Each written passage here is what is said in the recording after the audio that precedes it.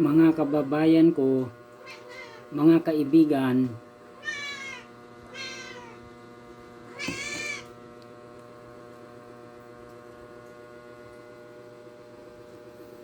magandang gabi sa inyong lahat. Ang bisyo ng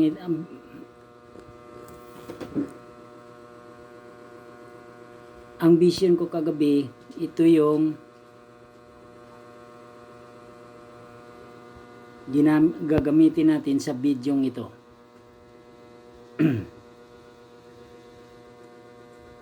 Na vision ko kagabi na marami na daw mga galing sa kalawakan na tao na nandito. Na ito'y nagpapalit na sila ng katawan. Kung saan naroon yung maraming namamatay, doon sila pumupunta. Yung mga namatay na katawan, i-repair nila ito at yun ay gagamitin nila. Yun yung vision ko kagabi. Pero matatandaan natin kung ano ba talaga ang sign na nandyan na sila.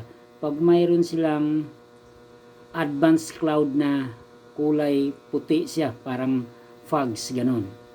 Yun yung sign na nandyan sila. Ngayon, iwasan natin yung clouds na yun, na mababa lang ang lakad ng clouds na yun. Pag tumama sa atin, hindi natin sila makikita. Pero pag hindi tumama sa atin, makikita natin sila. Pero nasa anyo na sila na may kinalaman sa katulad natin. Yun yung mga tao na galing sa kalawakan. Yun yung mga tao dati na parang creator sila dito. Sila nung nag-creation dati ng mga kung ano-anong mga bagay dyan. Yun. Makapangyarihan sila yung mga tao na yan. At hindi naman talaga sila namamatay yung mga tao na yun. Yun.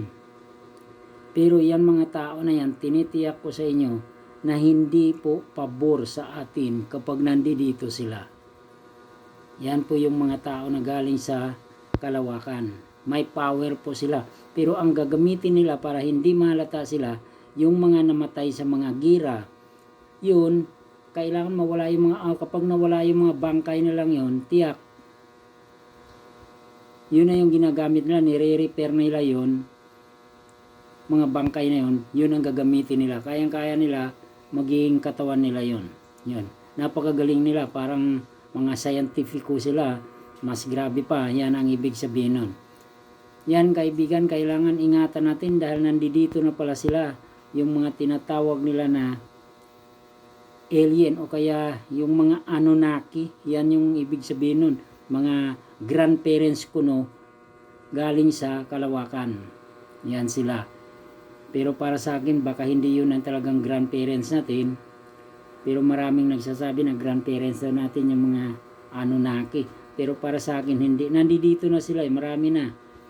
Kaya mga kaibigan, i-subscribe naman nyo ang aking munting channel na ito. Tulungan naman ninyo ako para tuloy-tuloy pa rin ako kahit papaano.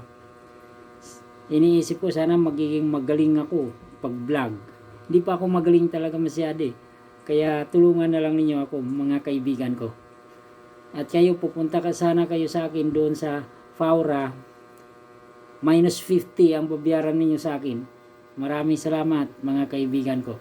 Love you.